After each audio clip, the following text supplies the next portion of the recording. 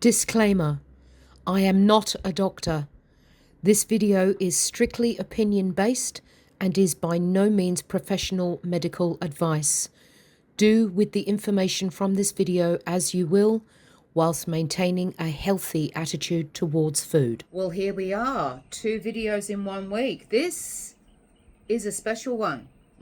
Let's get into it.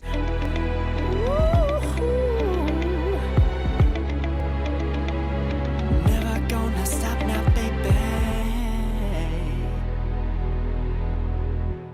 The carnivore lifestyle is quite unlike any lifestyle you'll ever be on. I say lifestyle because that's what it is. The healing that comes from just eating meat is quite remarkable. But every so often, carnivores come across a problem that is an extremely true and very real problem, and that is meat aversion. I myself, in the last few months, have had real problems with it. We're talking roadblock kind of moments where it's like, I can't do it. We've tried cooking it in butter. We've tried cooking it in ghee. We've tried cooking it in tallow. We've tried not cooking it in anything other than its own fats and juices. We've tried putting it in the oven. To no avail. And you wonder to yourself, oh my God, what am I going to do? What am I going to do to get this meat into my body? So you scour the internet, you scour whatever community you're involved in for the answers. And you ask your subscribers. I did. Honestly, all of you came up with some amazing advice. Amazing advice. But when I say that I reached a roadblock with eating meat, I'm not kidding. I'm really not kidding. And, there's a video with Coach Raymond where he talks about, it has something to do with the gut biome it's slowly fixing. And it's starting to go, oh, no, don't give me any more of that. Please don't give me any more of that. Please don't do it to me. Please don't do it to me. Because your gut biome is actually starting to correct itself. And it's hanging on for grim life to get you to eat the things that you shouldn't be eating. And it's a very real thing. Meat aversion on this lifestyle is possibly the worst thing that you could possibly get. There are a number of ways that you can actually approach circumnavigating that, of course, and it's all very valid advice. One of the big ones is, maybe it's just time to fast. Yeah, a lot of people can do that. I can't. I have not for days on end. I can not eat anything until dinner time for that sort of gap. But if it's days or weeks, I don't know that that's going to work for me because I drink coffee every day and there's cream in it. The only time I actually have milk is when I have a cup of tea, because I cannot stomach tea with cream in it. And I don't like it with lemon, so don't even go there. Yeah, it's been there, full stop. So let's go back to when I was pregnant with my second son. And one of the things that, us ladies to varying degrees will know what I mean when I say morning sickness. Now, I would like to caveat this by saying that I'm not talking about morning, morning. I think it should be spelled mourning. Thank you very much. I'm just saying, the ladies who have had children and experienced will know exactly what I mean. It is horrible. It is horrible. I did have morning sickness when I had my first child, and I had morning sickness when I had my second child. But it was worse when I had Joshua. Cool Reuters. Another cool Reuters moment. My mother, she had morning sickness for 9 months, day and night. Morning, day, night. So that would indicate that I was a total joy from the word get-go. Again, call Reuters. I can see Adrian absolutely wetting himself laughing at that. So anyway, one of the things that I encountered when I was having my second child was the really bad morning sickness.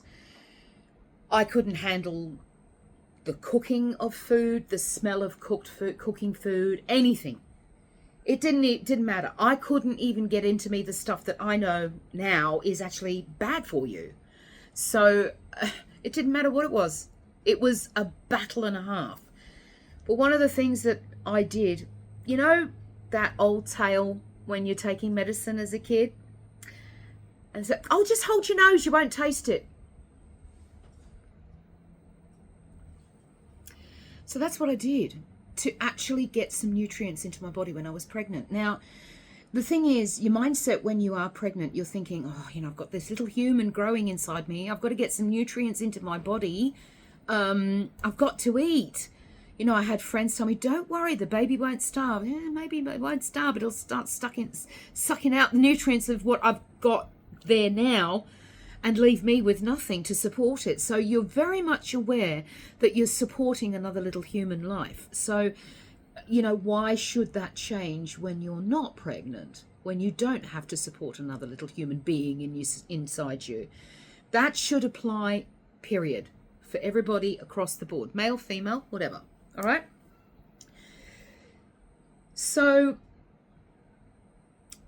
what is this one little hack? Well, you know, I did a test and I had a meal holding my nose. I'm like, but I'd eat my hands free to cut the food. Of course, you take your fingers off your nose, you can smell it, taste it, and it's like, bleh. So what do?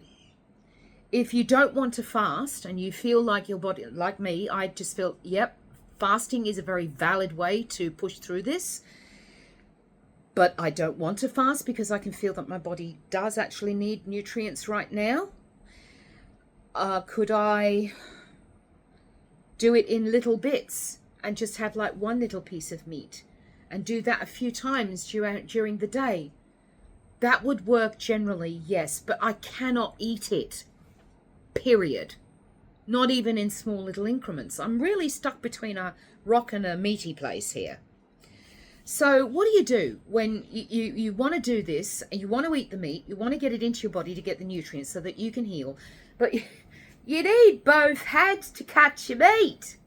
What do? I'm going to show you.